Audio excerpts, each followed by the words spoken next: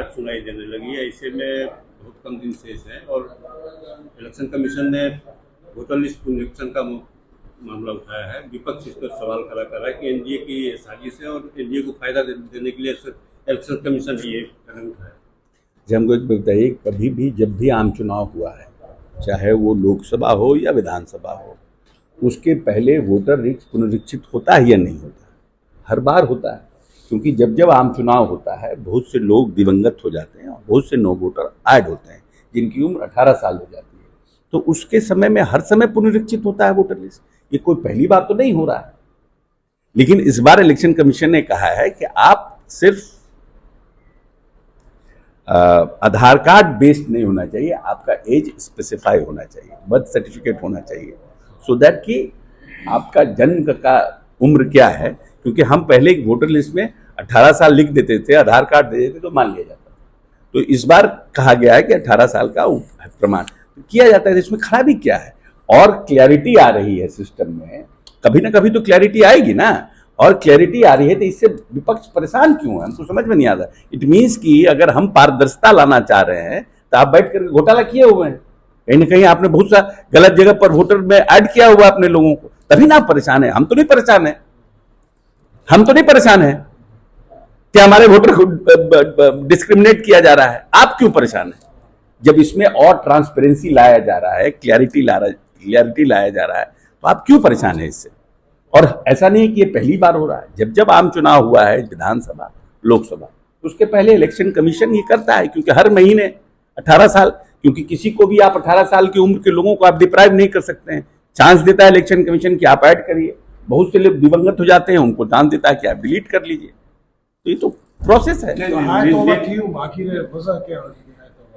हारना इन लोग का निश्चिंत है, मालूम है कि ये हारेंगे, तो हारने के बाद कुछ रहना नहीं चाहिए डॉक्यूमेंट। तो कह रहे हैं कि भाई हम तो पहले भी कहते वोटर लिस्ट पुनरीक्षित कर रहे हैं, ये कर रहे हैं, वो कर रहे हैं, इसलिए और अपना रोने का पहले से आधार बना रहे हैं। उनका आरोप, जैसे कोई संगीत जब समारोह होता है, देखते हैं ना, तबला सितार सब लोग पहले से ट्यून करता है, तब हमारे जो आते हैं फिर वो राग बजाते हैं, वो सब टन टन टन टन करता है। ये वही सब है, अपना रोने का पूरा इंडिया गठबंधन जो है ये पूरा अपना तारतम बना रहा है। लेकिन उन नेता प्रतिपक्ष का आरोप ये है कि लोकसभा चुनाव जो है इसी वोटर लिस्ट पे हुआ, तो उस समय क्यों नहीं स्टार्ट कर दिया? उनने लोकसभा, अब क्योंकि बारिश का मौसम है, 75% एरिया बाढ़ से घिरा हुआ रहता है, इसमें कैसे पुनरीक्षण होगा? ये काम इलेक्शन कमीशन का है ना। It is the responsibility of election commission, it is not a responsibility of political party कि कैसे होगा, क्या होगा।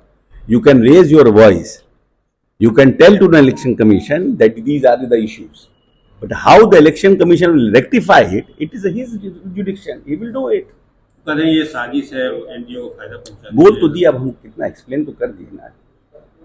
सब रोने का पहले का अपना तारतम बना रहे हैं। जब आरएसएस के एक महासचिव हैं दत्ता राय होसबले, उनका कहना है कि संविधान से धर्मनिरपेक्ष और समाजवाद सबको हटा देना चाहिए। इसमें बहुत हल्ला मचा हुआ है। राहुल गांधी से लेकर लालू यादव तक ने इस पर प्रतिक्रिया दी है। देखिए, धर्मनिरपेक्ष का क्या मतलब है कि हम लोग जब पढ़ते हैं, अपना ओथ भी एमएलए एमपी होने पर लिया जाता है, तो हम लोग संविधान के प्रति अपनी आस्था व्यक्त करते हैं जो संविधान में लिखा है। धर्मनिरपेक्ष माना है किसी भी धर्म के प्रति हम अपनी इंक्लिनेशन नहीं देंगे, हम उसके प्रति राग द्वेष नहीं रखेंगे। यही हमारा है ना बेसिकली, हमारा संविधान का और जो हमारा थॉट प्रोसेस है। अब धर्मनिरपेक्ष की आड़ में अगर किसी को प्रोटेक्शन दिया जा रहा है और किसी एक को प्रताड़ित किया जा रहा है, तो that is also not true. धर्मनिरपेक्ष इसलिए बना था ना कि भाई आप प्रोटेक्शन, मतलब बराबरी रहे सबको। लेकिन अगर धर्मनिरपेक्ष के नाम पर कोई प्रोटेक्शन के बदले कुछ और दिया जा रहा है तो गलत है ना। ही मीन टू से दैट, जितना हम समझ पाए हैं वो ये इनका मतलब इनका ये है कि हम ना मुस्लिम के अगेंस्ट में है, ना हिंदू के अगेंस्ट में है, ना सिख के अगेंस्ट में, ना ईसाई के अगेंस्ट, सबको बराबर मिलना चाहिए। लेकिन कुछ लोग उसके आड़ में, अब जैसे SC ST act, being SC मैं कह रहा हूं, इस देश में 2 एक्ट सरकार ने जो लाया, एक SC ST एक्ट और एक डाउरी एक्ट, पूरा मिसयूज हुआ, पूरा मिसयूज करते हैं लोग। फिर बाद में सुप्रीम कोर्ट ने इंटरवेन करना पड़ा, फिर उसमें SC ST एक्ट में बहुत से रेक्टिफिकेशन हुए। डाउरी एक्ट में रेक्टिफिकेशन हुआ। तो ये मिसयूज ऑफ एक्ट भी नहीं होना चाहिए, मिसयूज ऑफ जिसको आप प्रोटेक्शन दे रहे हैं उसका मिसयूज भी नहीं होना चाहिए। और इस भाव से उन्होंने कहा कि शायद उनको लगता हो दत्तात्रेय जी को कि ये धर्मनिरपेक्षता या समाजवाद जो है के नाम पर लोग मिसयूज करना शुरू कर दिए। तो उस भाव से उन्होंने कहा है कि ये हटना चाहिए। और संविधान में देखिए, हम लोग जिस पार्टी से आते हैं और जिस नेता के साथ काम करते हैं, उनका ये भाव है कि जिस 5 तत्व से हम बने हैं, पंच तत्व से, उन पंच तत्व में जो नेचर जो हमको सृष्टि ने हमें दिया है, सूर्य दिया है, तो सूर्य तो कहीं नहीं हमारे साथ डिस्क्रिमिनेशन करता है। हम नदियां हैं, जल है, वो तो कहीं डिस्क्रिमिनेशन नहीं करता है। अनाज उगती है, हमारा सृष्टि, हमारी जो जमीन है वो तो कहीं नहीं करता है। हवा वो तो नहीं करता है, तो हम क्यों करने जाएं किसी के नाम पे? सिंपल है। जैसे चुनाव में है, सब लोग अपना दाव खेलना शुरू किया। आज विपक्ष का कहना है कि उनके पास कोई रोड मैप नहीं है, कोई विजन नहीं है। इनके पास, एनडीए के पास, मेरे पास रोड मैप है और हम किनके पास रोड मैप है? तलवार बांट रहे हैं, कलम बांट रहे हैं। तलवार कौन बांट रहा है? तलवार आप बांट रहे हैं, मुखिया को, सरपंच। अच्छा, एक बात बताइए कि जिस विपक्ष के नेता के पास ये भी डेटा नहीं है कि सभी लोगों को हम दे रहे हैं तो उसमें कितना मिला, ये निर्णय कब का है, ये भी तो जनता को बताइए ना कि ये निर्णय कब का है और किन परिस्थितियों में निर्णय लिया गया था। कि पंचायत के जो हमारे प्रतिनिधि हैं, मुखिया हैं, उनको हम, क्योंकि इन लोगों के संगठन ने बॉडीगार्ड मांगा था, सरकार ने कहा कि इतने अंगरक्षक देना संभव नहीं है।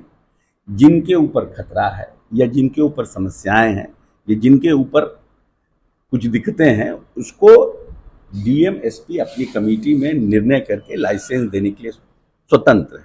तो ऐसे तो आम आदमी के लिए भी स्वतंत्र है। लेकिन ये बताइए ना, आखिर में उतने इस पॉलिसी से कितने को लाइसेंस मिला? इज दैट कि government has given license to everybody? जो पक्ष, ये तो सिर्फ भ्रम पैदा कर रहे हैं ना, भ्रम पैदा कर रहे हैं कि हम कलम बांटते हैं। अरे आप कलम बांटते हैं तो कलम बांटने वाला को कलम का पता भी तो होना चाहिए। ये कलम का पता ही नहीं है आपको, आप खुद ही नहीं पढ़े, तो आप कलम का क्या वैल्यू जानिएगा? आप प्रदेश की जनता को पढ़ाना चाहते हैं, आप खुद पढ़े ही नहीं, तो कैसे मोटिवेट करिएगा कि भाई आप भी पढ़िए? कितने 1990 के पहले कितने मेडिकल कॉलेज थे? मात्र 2।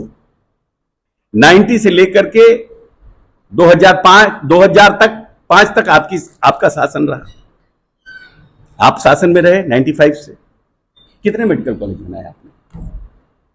आप तो बोलते थे कि हम चरवाहा विद्यालय बनाएंगे, और आपने चरवाहा विद्यालय बनाया। 70 साल की आजादी के बाद बिहार पहला राज्य था जिसके मुख्यमंत्री ने अपने राज्य में चरवाहा विद्यालय बनाया कि जितना बैकवर्ड दलित का बच्चा है, गरीब का बच्चा है, वो भैंस पर पढ़ करके जाके पढ़ाई करे। तो आप तो उनको ही इसी तरह की मानसिकता में जिलाना चाहते थे। यही आपकी सोच थी, यही आपका थॉट प्रोसेस था। 15 साल जनता ने आपको प्यार आशीर्वाद दिया ना भाई। यू वर द एब्सोल्यूट आप यहां के पॉलिटिशियन थे। लालू प्रसाद यादव के पास पूरी ताकत थी जनता की, और जनता ने बहुत साल बाद उनको विश्वास ये जगा था कि शायद ये गरीबों का कोई नेता आया है जो हम लोगों की बात करता है। लेकिन आपने दिया क्या? 118 नरसंहार, धार्मिक उन्माद, हिंदू मुस्लिम और जातीय उन्माद, नक्सलिज्म पूरे बिहार में अपनी चरम सीमा पर था। वैसा बिहार नीतीश कुमार को मिला था। 2.3% का विकास दर था, आज 10% का विकास दर है।